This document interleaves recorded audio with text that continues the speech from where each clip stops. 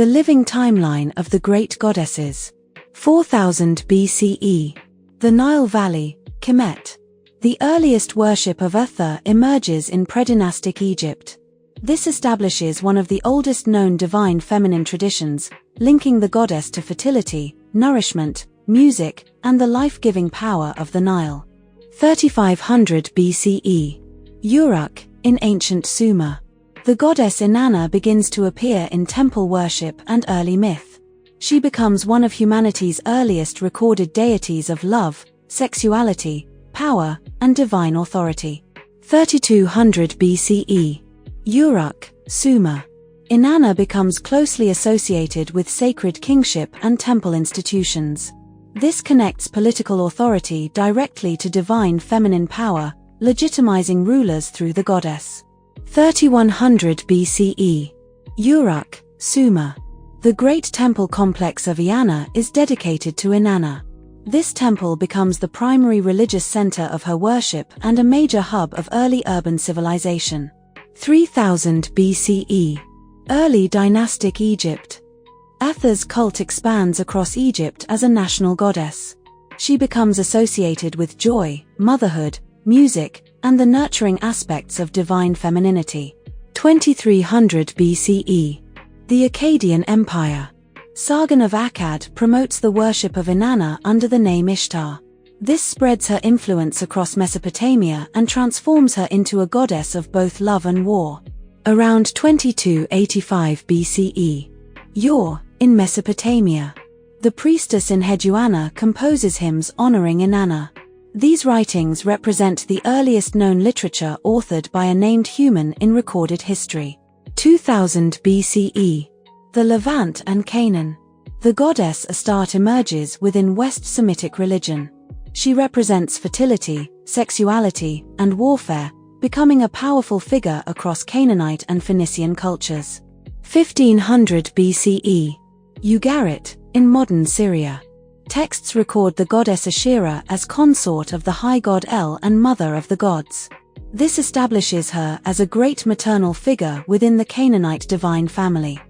1400 BCE. Ugarit. Astarte appears in mythological tablets alongside other West Semitic deities. Her role expands as both a goddess of fertility and a divine warrior. 1300 BCE. Egypt.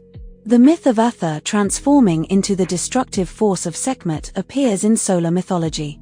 This story demonstrates the dual nature of divine feminine power, nurturing life but capable of cosmic destruction. 1200 BCE.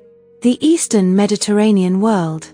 The Late Bronze Age collapse reshapes civilizations across the region. Despite political collapse, the worship of powerful goddesses like Astarte and Hathor continues. 1000 BCE. Ancient Israel and surrounding territories. Inscriptions referencing Yahweh and his Asherah appear in archaeological records. These inscriptions suggest that early Israelite religion may have included a divine feminine counterpart. 800 BCE. The Mediterranean world.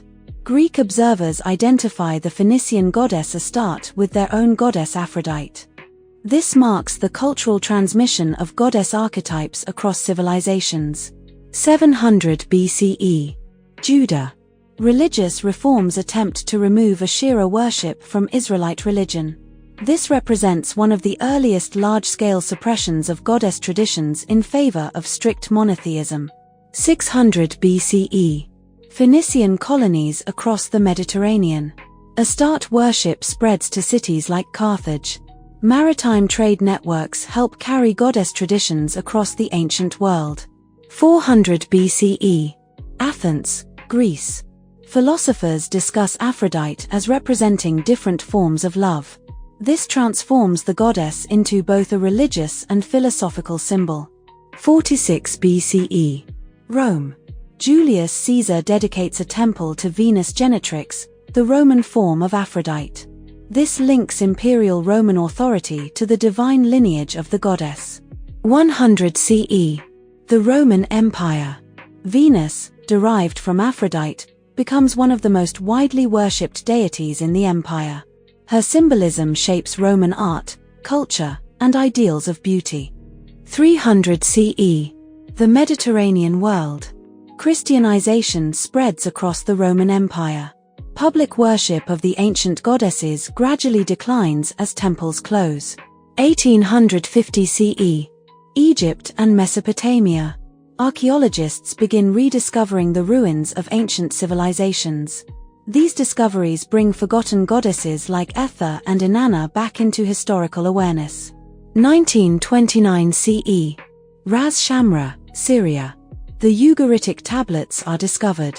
These texts reveal detailed myths about Asherah, Astarte, and the ancient Canaanite pantheon. 1960 CE. Universities worldwide. Scholars reconstruct ancient Near Eastern mythologies. Academic research restores the historical importance of these goddesses. 2000 CE. Global academic communities. Comparative mythology begins linking Inanna, Ishtar, Astarte, and Aphrodite as evolving versions of a shared archetype. This reveals how divine feminine symbolism traveled across cultures for thousands of years. 2020 CE. The digital world.